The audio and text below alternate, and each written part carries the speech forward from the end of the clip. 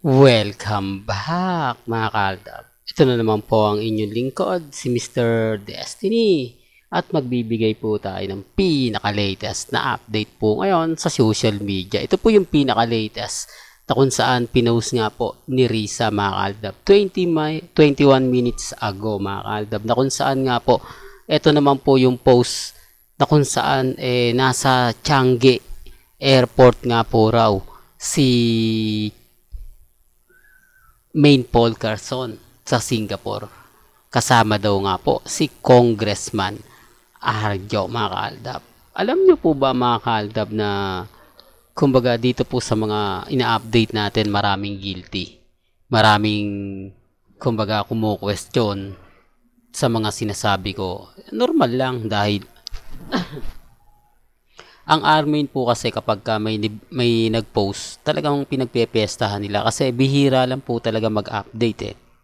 Hindi po ba aminado naman po sila talagang matagal mag-update ang iba. Lalo na nga po kapag Aldab hindi katulad ng Aldab mabilis at napakaraming ganap. Isa po ito sa rason at dahilan kung bakit po tayo kampante. Tayo laging maraming update, sila bihira. Hindi po ba? Eto balikan po natin. Marami nga po talaga nakapagsabi bakit ang buhok ni Mengay tinali pa. Anong rason, anong dahilan kung bakit niya pa tinali yan. At syempre sa Singapore malamig, di po ba? Bakit parang hindi masyado, di po ba? Pero gaya ng sinabi ko, hindi daw masyado balot na balot si Main. Para lang klaro, para lang po sa kalaman ng lahat. Sabik po kasi sila sa update. Sabi ko nga po sa inyo, dito po sa channel ni Mr. Destiny, kung ano lang po yung latest, kung ano lang po yung trending, doon lang po tayo. Sinasabi ko lang po ito sa mga taong dumadaan at bumibisita sa channel ni Mr. Destiny. Di po ba? Ngayon, hindi nila yan binabasag. Pero kung titignan nyo mga kaaldab, bigay ko lang ng sample. Etong post na to, di po ba? Sa tingin nyo itatali pa ni Menga yung buhok niya para saan? Di po ba? At ito talaga masasabi mong balot na balot siya. Hindi po ba? For the record lang po. Kaya nga sabi ko sa inyo, ano nga po ba yung pagkakaiba dito at dito mga kaaldab? Kasi kung titignan nyo yung damit ni Mengay naka-stripe di po ba? Pero pagdating dito, iba na. Hindi siya. Kaya sabi ko nga po sa inyo, may kanya-kanya tayong opinion. May kanya-kanya tayong pananaw. Ngayon alam nyo na kung sino nga po ba talaga ang umalis. Kung sino nga po ba talaga yung totoong kasama ni Main Paul Carson. Dito nagkakabistuhan na, di po ba? Sabi ko nga po sa inyo, may kanya-kanya tayong pananaw, may kanya-kanya tayong opinion. Basta sa akin lang po mga kaaldab, nagbibigay lang tayo ng update. Nagbibigay lang po tayo ng mga kaganapan. Hindi naman po tayo namimilit sa mga ayaw pong maniwala. Di po ba? Lagi ko naman pong sinasabi na may kanya-kanya po tayong pananaw at opinion. Sa ngayon mga kaaldab, ako ang panalo. Sa ngayon, ako ang wagi dahil gaya nga po ng sinabi natin, tumpak nga po na aalis si Alden Richards at pupunta nga po ng ibang bansa. So pagkatapos nga po niya sa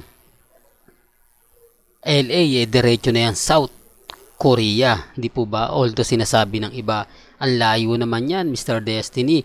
Si Mengay nasa Singapore. Pwedeng sabihin natin na talagang sa Singapore nga po bumaba ang eroplano ni Mengay. Pero yan lang naman po yung pinakamagandang rason na pag umalis na siya, pumunta ng South Korea, mas maganda, di po ba? Kasi ang ine-expect ng mga netizen, ang layo, nasa Singapore si Main, si Alden, nasa South Korea. Wala nasabi na kumbaga, nadulas na si Alden, nabanggit niya na ang South Korea, mga kaaldab, na hindi niya sinasadya. Yan ang sinasabi ko sa inyo, mga kaaldab, na paminsan-minsan may mga bagay-bagay nga po na mapapaisip din kayo. May mga bagay-bagay din po na masasabi po ninyo. Kaya nga po ako kalmado lang. Kaya nga po ako kampante. Hindi po ba? Sa mga sinasabi at pahayag po ng iba. Tapos sasabihin nila, hindi, fake news ka Mr. Destiny. Lahat ng sinasabi mo hindi totoo. Wala naman pong problema at hindi naman po ako namimilit. Ang sa akin lang naman po, nagbibigay lang tayo ng update kung ano po yung latest, kung ano yung trending. Doon lang po ako. Sa ngayon mga kaaldab, Ngayon mga kaaldab, mapapaisip na po kayo, hindi po ba? Ano kaya to? Nagsabay kaya po sila sa airport? Talagang meet up na nga po nila Singapore, hindi po ba?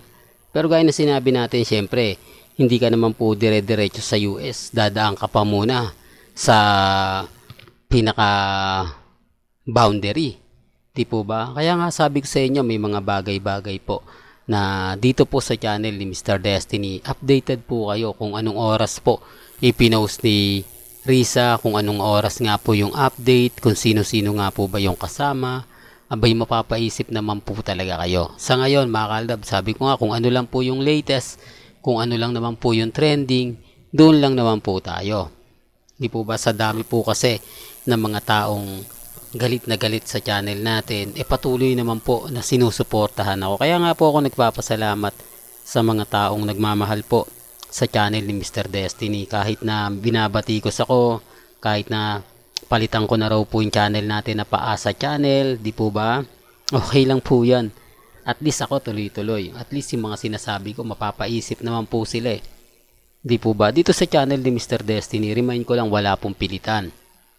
Pero kung pagbabasihan nyo lang po itong mga ganitong post at papasasabihin nyo na yan ang totoo, bago nyo po siguro mapaniwala, kailangan 101%. Di po ba? Na totoo. Kasi kapansin-pansin naman po na may mga bagay-bagay na mapapaisip po kayo kung ikukumpara nyo naman po sa pinaka-latest na kumbaga ina-update. Sabi ko nga, hindi naman po tayo namimilit. May kanya-kanya tayong pananaw. May kanya-kanya tayong opinyon sa mga mami, sa mga titas, sa mga senyor na nagsasabi ng fake news tayo, hindi totoo. Wala pong problema yan. Wala po kasi silang alam about sa Aldab. Mas naniniwala po sila sa mga pahayag. Ngayon, hindi sila makapag-post, hindi sila makapag-update, hindi sila makapagsabing eto na, banding moment na ni Congressman, ni Maine, ngayong Valentine's, di po ba, malapit na, ilang tulog na lang nga po, Valentine's na, di po ba? Yun ang isa sa pambasag sa atin eh. Yun po yung isa sa gagawin nila para makakuha ng simpatya, para po muling mabuhay ang mga army at mga main fanatics. Siyempre, yan lang po naman talaga yung pinakang gagawin nila para makakuha, para lang masabi na buo pa rin ang Armain, matatag pa rin yung Armain sa kabila po ng mga issue na wala na nga po sila sa 8 Bulaga, tapos na po yung Sarsuela, pero hindi ko alam kung may magpapatuloy pa po nito, kung ipapakita pa po nila to o ipaparamdam pa po ito sa February, di po ba? Ang ganda-ganda po ng pagpasok ng February sa atin. Biruin nyo mga kaaldab, hindi natin ine-expect na ganyan po ang kalalabasan.